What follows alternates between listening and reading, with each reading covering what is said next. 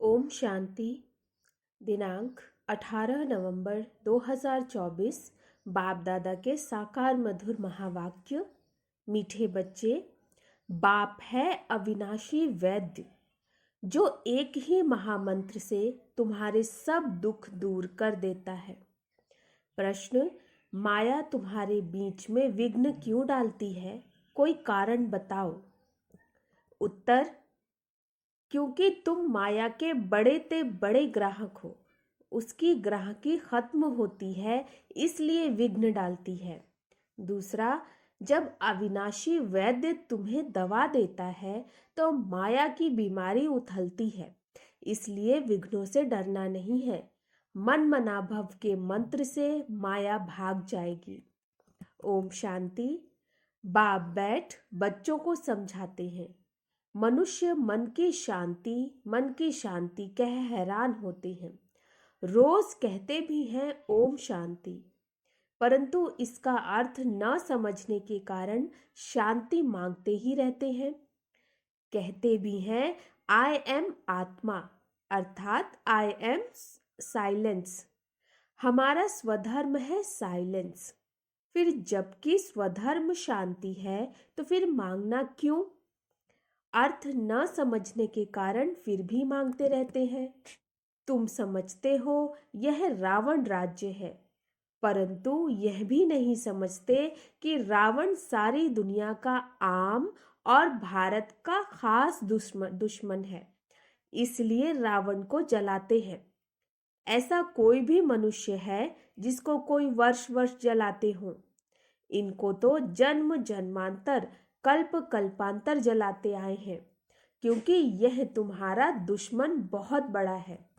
5 विकारों में सब फंसते हैं। जन्म ही भ्रष्टाचार से होता है तो रावण का राज्य हुआ। इस समय अथाह दुख है। इसका निमित्त कौन? रावण। यह कोई को पता नहीं दुख किस कारण होता है। यह तो राज्य ही रावण का है। सबसे बड़ा यह दुश्मन है। हर वर्ष उसकी एफिजी बनाकर जलाते हैं, अर्थात पुतला।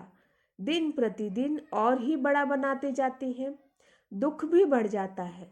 इतने बड़े बड़े साधु संत महात्माएं राजाएं आदि हैं, परंतु एक को भी यह पता नहीं है कि रावण हमारा दुश्मन है, जिसको हम वर्ष वर्ष जलाते हैं और फिर खुशी मनाते हैं। समझते हैं रावण मरा और हम लंका के मालिक बने, परंतु मालिक बनते नहीं हैं। कितना पैसा खर्च करते हैं। बाप कहते हैं तुमको इतने अनगिनत पैसे दिए, सब कहाँ गवाए? दशहरे पर लाखों रुपए खर्च करते हैं।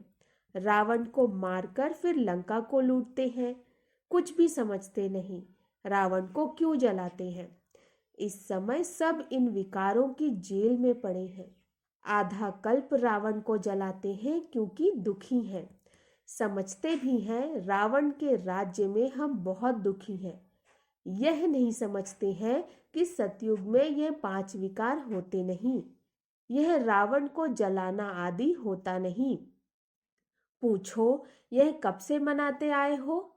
कहेंगे यह तो अनादि चला आता है। रक्षाबंधन कब से शुरू हुआ? कहेंगे अनादि चला आता है। तो यह सब समझ की बातें हैं ना। मनुष्यों की बुद्धि क्या बन पड़ी है। ना जानवर है ना मनुष्य है, कोई काम के नहीं। स्वर्ग को बिल्कुल जानते नहीं। समझते हैं बस यही दुनिया भगवान ने बनाई है। दुख में याद तो फिर भी भगवान को करते हैं। हे भगवान, इस दुख से छुड़ाओ। परंतु कलयुग में तो सुखी हो न सके। दुख तो जरूर भोगना ही है।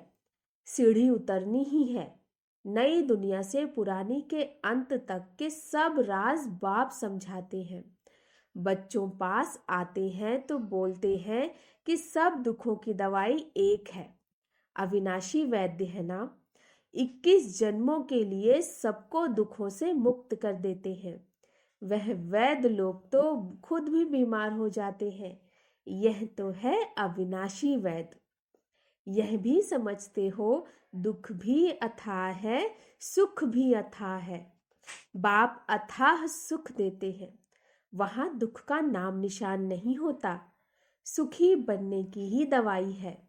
सिर्फ मुझे याद करो तो पावन सतो प्रधान बन जाएंगे, सब दुख दूर हो जाएंगे, फिर सुख ही सुख होगा। गाया भी जाता है, बाप दुख हरता सुख करता है। आधा कल्प के लिए तुम्हारे सब दुख दूर हो जाते हैं। तुम सिर्फ अपने को आत्मा समझ बाप को याद करो। आत्मा और जीव दो का खेल है। निराकार आत्मा अविनाशी है और साकार शरीर विनाशी है। इनका खेल है। अब बाप कहते हैं, देह सहित देह के सब संबंधों को भूल जाओ। गृहस्थ व्यवहार में रहते अपने को ऐसा समझो कि हमको अब वापस जाना है। पतित तो जा न सके, इसलिए मामेकम याद करो तो सतो प्रधान बन जाएंगे। बाप के पास दवाई है ना। यह भी बताता हूँ, माया विघ्न जरूर डालेगी। तुम रावण के ग्राहक हो ना, उनकी ग्राहकी चली जाएगी तो जरूर फटकेगी, अर्थात परेशान होगी। तो बाप समझाते हैं, यह तो पढ़ाई है, कोई दवाई नहीं। दवाई यह है याद की यात्रा। एक ही दवाई से तुम्हारे सब दुख दूर हो जाएंगे। अगर मेरे को निरंतर याद करने का पुरुषार्थ करेंगे तो। भक्ति मार्ग में ऐसे बहुत है जिनका मुख चलता ही रहता है, कोई न कोई मंत्र राम नाम जपते रहते हैं। उनको गुरु का मंत्र मिला हुआ है, इतना बार तुमको रोज जपना है। उनको कहते हैं राम के नाम की माला जपना। इसको ही राम नाम का दान कहते हैं। ऐसी बहुत संस्थाएं बनी हुई हैं। राम राम जपते रहते तो झगड़ा आदि कोई करेंगे नहीं, बिजी रहेंगे। कोई कुछ कहेगा भी तो भी रेस्पॉन्स नहीं देंगे। बहुत थोड़े ऐसा करते हैं। यहाँ फिर बाप समझाते हैं, राम राम कोई मुख से कहना नहीं है, यह तो अजपा जाप है। सिर्फ बाप को याद करते रहो। बाप कहते हैं, मैं कोई राम नहीं हूँ। राम तो त्रेता का था, जिसकी राजाई थी, उनको तो जपना नहीं है। अब बाप समझाते हैं, भक्ति मार्ग में यह सब सिमरन करते, पूजा करते तुम सीढ़ी नीचे उतरते आए हो, क्योंकि वह सब है अनराइटियस। राइटियस तो एक ही बाप है, अर्थात सत्य। वह तुम बच्चों को बैठ समझाते हैं। यह कैसे भूल भुलैया का खेल है। जिस बाप से तुम इतना बेहद का वर्षा मिलता है, उसको याद करें तो चेहरा ही उनका चमकता रहे। खुशी में चेहरा खिल जाता है, मुख पर मुस्कुराहट आ जाती है। तुम जानते हो, बाप को याद करने से हम यह बनेंगे। आधा कल्प के लिए हमारे सब दुख दूर हो जाएंगे। ऐसे नहीं बाबा कुछ कृपा कर देंगे, नहीं, यह समझना है। हम बाप को जितना याद करेंगे उतना सतो प्रधान बन जाएंगे। यह लक्ष्मी नारायण विश्व के मालिक कितने हर्षित मुख हैं, ऐसा बनना है। बेहद के बाप को याद कर अंदर में खुशी होती है। फिर से हम विश्व का मालिक बनेंगे। यह आत्मा की खुशी के संस्कार ही फिर साथ चलेंगे। फिर थोड़ा थोड़ा कम होता जाएगा। इस समय माया तुमको बहुत हैरान करेगी। माया कोशिश करेगी तुम्हारी याद को भुलाने की। सदैव ऐसे हर्षित मुख नहीं रह सकेंगे। जरूर कोई समय घुटका खाएंगे। मनुष्य जब बीमार पड़ते हैं तो उनको कहते भी हैं, शिव बाबा को याद करो, परंतु शिव बाबा है कौन यह किसको पता ही नहीं, तो क्या समझ याद करेंगे, क्यों याद करें। तुम बच्चे तो जानते हो, बाप को याद करने से हम तमो प्रधान से सतो प्रधान बनेंगे। देवी देवता सतो प्रधान है ना, उनको कहा ही जाता है डीटी वर्ल्ड, दैवी दुनिया।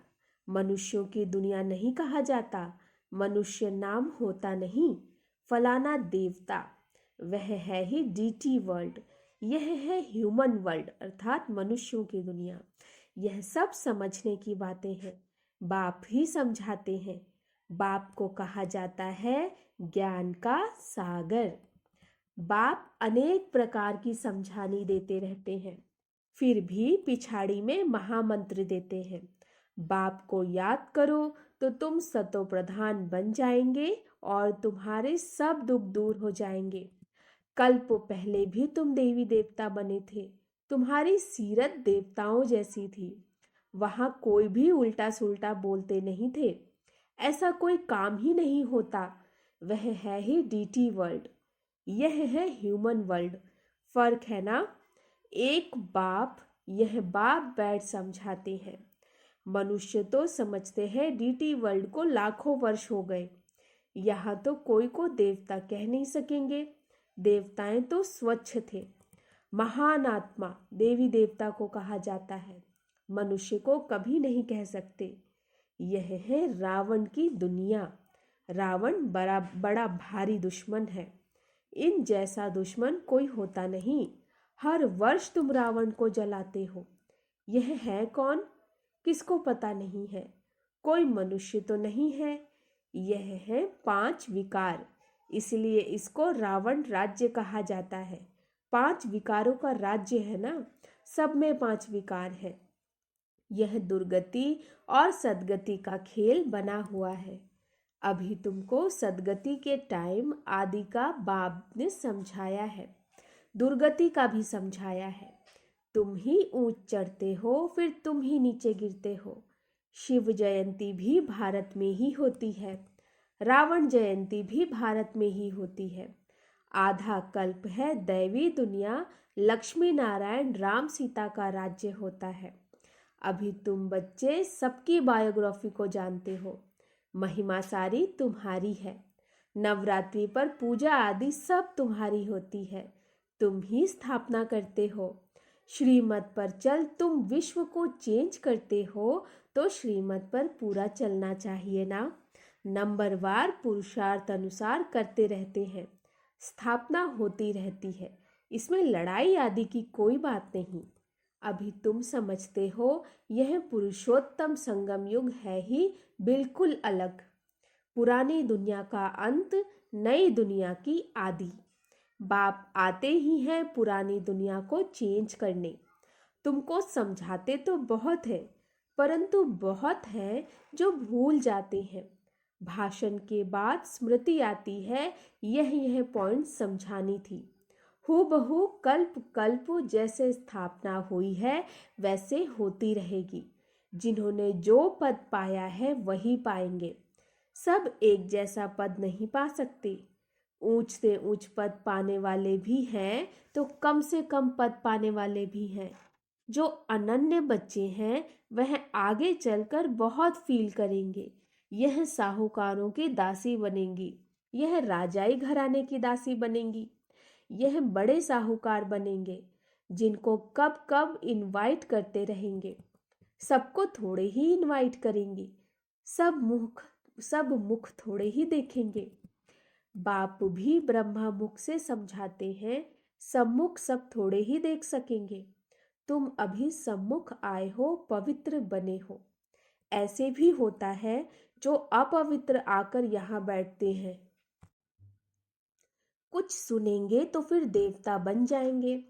फिर भी कुछ सुनेंगे तो असर पड़ेगा, नहीं सुने तो फिर आवे ही नहीं। तो मूल बात बाप कहते हैं मन मना भव।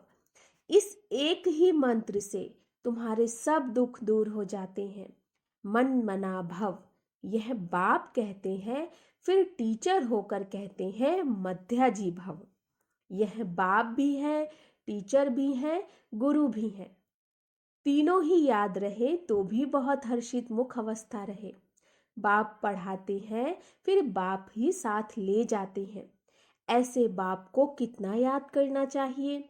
भक्ति मार्ग में बाप को कोई जानते ही नहीं, सिर्फ इतना जानते हैं भगवान है, हम सब ब्रदर्स हैं। बाप से क्या मिलना है वह कुछ भी पता नहीं है। तुम अभी समझते हो एक बाप है, हम उनके बच्चे सब ब्रदर्स हैं।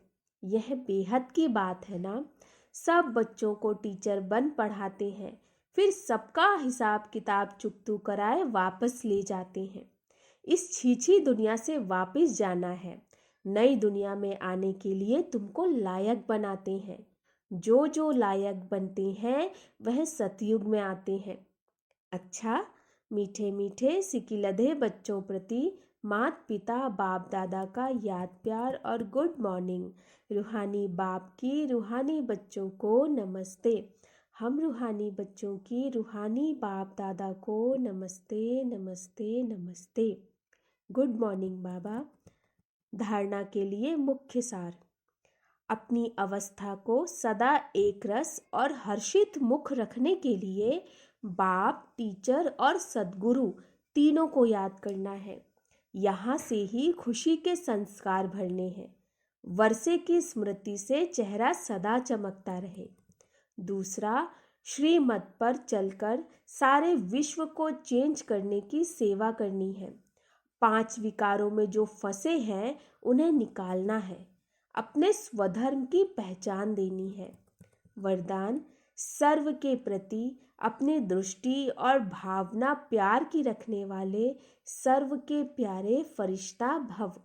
सर्व के प्रति अपनी दृष्टि और भावना प्यार की रखने वाले सर्व के प्यारे फरिश्ता भव। स्वप्न में भी किसी के पास फरिश्ता आता है तो कितना खुश होते हैं। फरिश्ता अर्थात सर्व के प्यारे, हद के प्यारे नहीं, बेहद के प्यारे। जो प्यार करे उसके प्यारे नहीं, लेकिन सर्व के प्यारे। कोई कैसी भी आत्मा हो, लेकिन आपकी दृष्टि, आपकी भावना प्यार की हो, इसको कहा जाता है सर्व के प्यारे। कोई इंसल्ट करे, घृणा करे तो भी उसके प्रति प्यार व कल्याण की भावना उत्पन्न हो, क्योंकि उस समय वह परवश है। स्लोगन, जो सर्व प्राप्तियों से संपन्न है वही सदा हर्षित, सदा सुखी और खुश नसीब है। जो सर्व प्राप्तियों से संपन्न है वही सदा हर्षित, सदा सुखी और खुश नसीब है। अच्छा, ओम शांति।